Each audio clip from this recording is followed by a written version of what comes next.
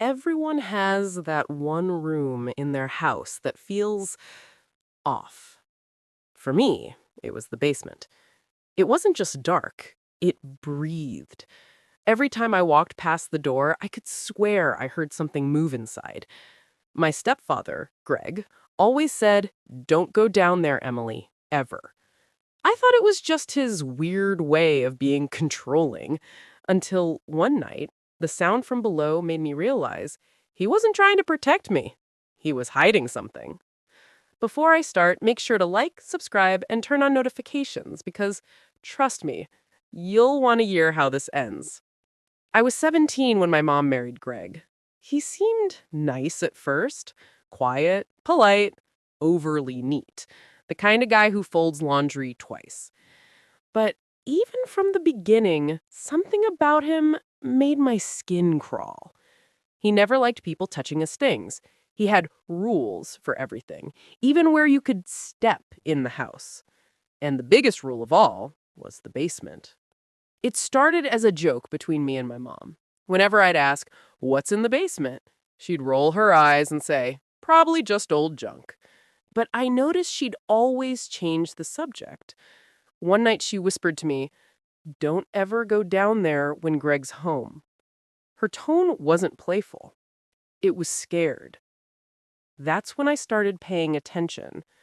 Greg worked nights at some warehouse on the edge of town. At least that's what he said.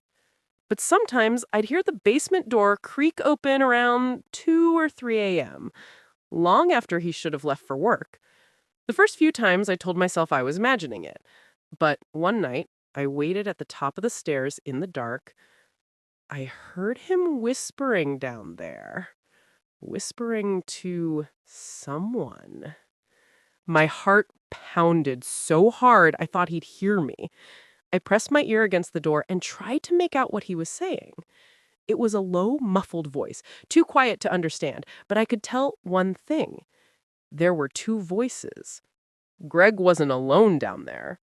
The next morning, I asked my mom about it. She looked exhausted, like she hadn't slept all night. I said, "Mom, who was Dad talking to last night in the basement?"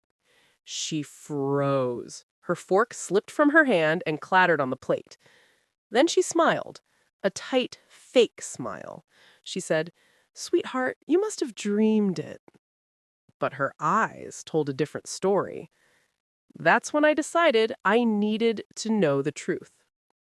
I wasn't going to just open the basement door. I wasn't that reckless. Instead, I bought a small security camera, one of those Wi-Fi ones that look like an air freshener. I placed it right above the door frame, angled down toward the steps. If Greg went down there again, I'd see everything. The first 2 nights, nothing happened. But on the third night, I got the notification on my phone. Motion detected. It was 2:47 a.m. I opened the feed and saw Greg carrying something wrapped in a blanket down the stairs. He looked nervous, kept glancing over his shoulder. Then he disappeared into the darkness below. I stared at the screen, frozen. 10 minutes later, he came back up without the blanket. But there was something on his shirt, something dark. I couldn't sleep after that. Every creak in the floor made my heart jump. By morning, I was convinced he was hiding something awful. When Greg left for work that evening, I finally told my mom about the camera. Her face went pale. She whispered, "You shouldn't have done that, Emily. You don't understand." I said, "What don't I understand? What's down there?" But she just shook her head. "Promise me you'll stay out of it." Of course, I didn't promise. That night, when she went to bed, I locked my door and pulled up the footage again. I zoomed in on Greg's shirt. The dark stains weren't what I thought they were. They were too thick, too black, almost like oil. But then I saw something else. In one of the frames, when Greg reached the bottom of the stairs, the light from his flashlight hit a corner of the room, and I saw what looked like a hand. I replayed it 3 times, zooming in until my heart was racing. It was definitely a hand. Small, pale, unmoving. And right then, I knew I couldn't just sit and wonder anymore. The next time Greg left for work, I was going to find out what was in that basement myself. The next night felt like it lasted forever. Every tick of the clock echoed through my room, loud enough to match my heartbeat. I kept my eyes glued to the window, waiting for Greg's car headlights to disappear down the driveway. At exactly 10:46 p.m., he left. I waited another 15 minutes, just in case he came back for something. Then, barefoot and shaking, I crept out of my room. The house was silent, except for the low hum of the refrigerator. The basement door loomed at the end of the hall like a shadow waiting to swallow me whole. I took a deep breath, grabbed a flashlight, and twisted the knob. It creaked loudly, so loud I froze mid-turn, praying my mom wouldn't wake up. When nothing stirred, I opened it fully and stared down into the darkness. The air coming up felt damp and cold. It smelled like metal and something else. Something faintly sweet and rotten at the same time. I clicked the flashlight on. The narrow staircase descended into the unknown, each step coated with dust except for a few fresh footprints. His footprints. Halfway down, I noticed marks along the wall, like something heavy had scraped against it. I swallowed hard and forced myself to keep going. When I reached the bottom, the beam of my flashlight landed on a single wooden table. There were tools laid out neatly, too neatly. Scissors, ropes, glass jars filled with some dark liquid, and a small radio that buzzed with static. But what really made my stomach twist was the sound coming from the far corner. A faint tapping, like someone softly hitting the floor with their fingernail. I slowly turned the flashlight toward the sound and froze. A large metal cabinet stood against the wall, its doors chained shut with a padlock. The tapping was coming from inside it. My breath hitched. I wanted to run. Every part of me screamed to turn around and go back upstairs. But something stronger, curiosity, fear, maybe both, made me stay. The lock wasn't that big. I knew Greg kept tools in the garage. I tiptoed upstairs, grabbed a hammer, and crept back down.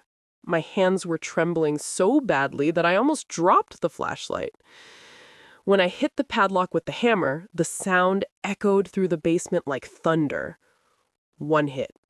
2 hits. On the third, crack! The lock snapped. The door swung open, and I instantly stepped back, covering my mouth. Inside, there was a large black trash bag, and it was moving. I reached out, shaking, and peeled it open. A head of messy hair appeared first. A girl, maybe 15 or 16, with terrified blue eyes staring back at me.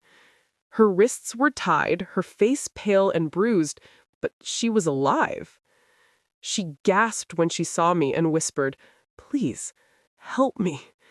My brain stopped working for a second. "Who are you?" I whispered back. She tried to speak, but her voice cracked. "He said you'd come.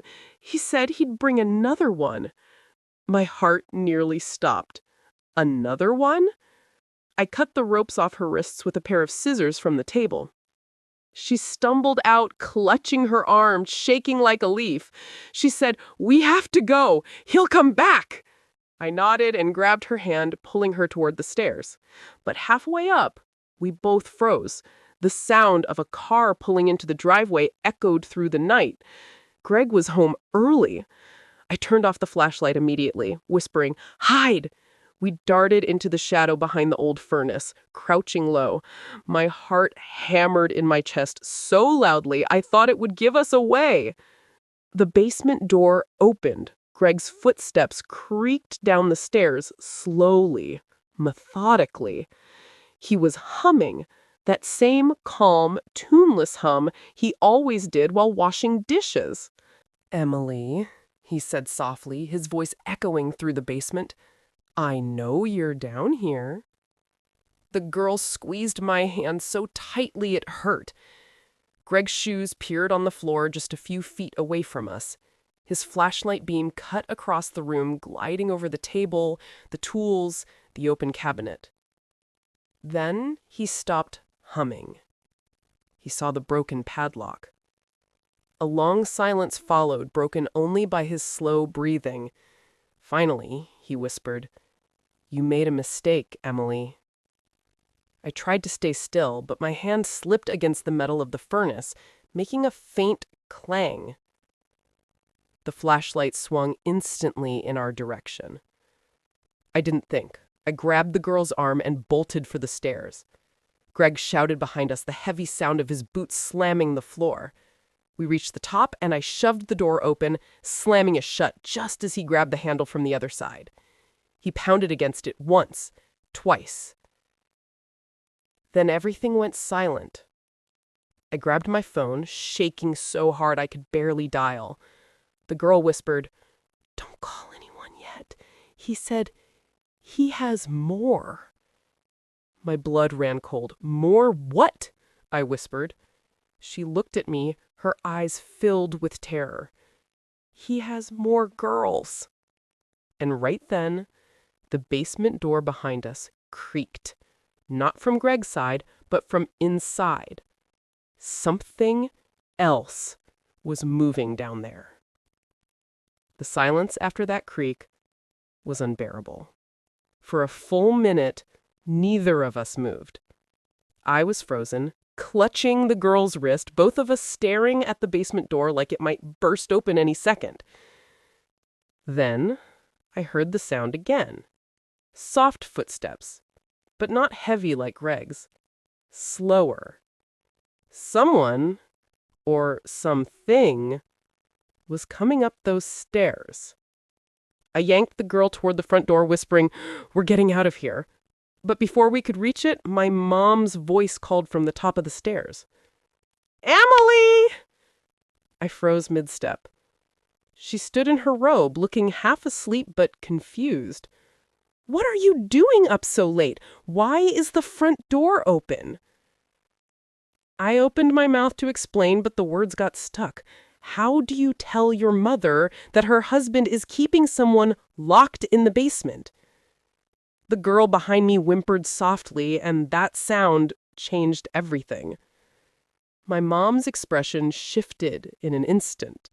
Her eyes went wide, her jaw tensed, and then she said something that made my stomach twist. "You let her out?" I stepped back slowly, my breath catching in my throat. "What did you just say?" She didn't answer immediately. Instead, she closed the distance between us, her voice trembling. "Emily, you don't understand. It's complicated." "Complicated? There's a girl in our basement," I shouted. "Mom, what's going on?" Before she could answer, a loud crash came from behind the basement door. The handle twisted violently. He was trying to come through. "Run!" I screamed, pulling the girl with me. We bolted out of the house barefoot, sprinting across the lawn into the darkness.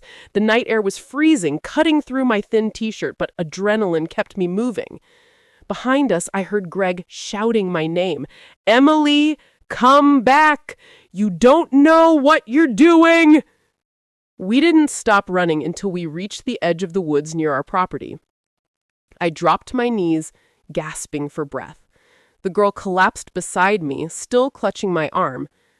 I fumbled for my phone, dead. I must have dropped it during the chaos. The girl looked at me, terrified. "He'll find us. He always finds us." I tried to steady my breathing. "Not this time. We'll go to the police." But even as I said it, something inside me hesitated. The police? What if my mom lied for him? What if they'd been doing this together? I didn't know who to trust anymore. We stayed hidden until the first hint of morning light filtered through the trees. Then I led her to an old neighbor's barn a mile away, Mr. Harris's property. He used to babysit me as a kid, though I hadn't seen him in years. When I knocked on the barn door, he appeared looking half awake and startled. "Emily? What on earth?" "There's no time," I said quickly. "I need to use your phone, please." He didn't ask questions, just handed it over. I called 911 and told them everything, or at least enough for them to take it seriously. I didn't mention the part about my mom. I couldn't. Not yet. Within minutes, police cars surrounded our property. From the barn window, I saw flashing lights cutting through the morning fog. But what chilled me most was that I could see Greg standing calmly in our driveway, hands behind his back, talking to the officers like he was the victim. My mom stood beside him. Her eyes looked puffy, like she'd been crying. But when she spotted me through the distance, she didn't wave. She just stared, cold. One of the officers walked over to me. "Miss, are you Emily Carter?" I nodded. He took a slow breath. "Your stepfather says you've had some mental health issues in the past? That you made up a story?" I felt my stomach drop. "What? That's not true. There's a girl. She's right here." I turned to point at her, but the spot beside me was empty. The girl was gone. Panic surged through me. I spun around, shouting her name. "Where did she go?" The officer frowned. "Ma'am, you were alone when we arrived." I looked back toward the woods. No footprints, no movement, nothing. It was like she'd vanished. The officer sighed. "We'll check the property, but please, don't interfere. You should go with your mother." He led me back toward the house. My mom stood by the door, arms crossed tightly. She didn't say a word. Inside, everything looked normal. The basement door was wide open, and when the officers went down, they came back minutes later. "There's nothing down there," one of them said. "Just some old tools and boxes." I shook my head, tears stinging my eyes. "No! There was a cabinet, a table, jars." Greg interrupted softly. "Emily, please stop. You're scaring your mother." Something about his tone, calm, patient, rehearsed, made me snap. I'm lying! I screamed! You had a girl locked down there!" But the police had already started to doubt me. I could see it in their faces. When they finally left, Greg put a hand on my shoulder, smiling faintly. "It's okay. We all make mistakes." I slapped his hand away. "I saw her. I know she was real." He leaned closer, his voice barely a whisper. "Then you better hope no one else ever does." That night, I locked myself in my room and didn't sleep. Every creak in the floorboards made my heart race. And then, at exactly 3:12 a.m., my phone, which had been dead all day, suddenly lit up on its own. A new video notification appeared. It was from the camera I had hidden in the basement 2 nights ago. The thumbnail showed Greg dragging another bag across the floor, and this time I could hear muffled crying inside it. My hands were shaking so badly I almost dropped the phone. The thumbnail from the basement camera stared back at me. Greg, dragging a black plastic bag across the concrete floor. There was movement inside it. Slow, weak, and the faint sound of someone crying. I didn't want to open the video. Every instinct told me not to, but I pressed play anyway. The screen flickered, the image slightly distorted, the lighting dim.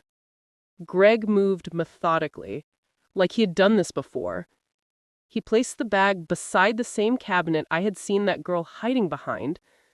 Then he knelt down, untied the top of the bag, and whispered something I couldn't make out. A small hand reached out, pale, trembling. Then the feed cut to static.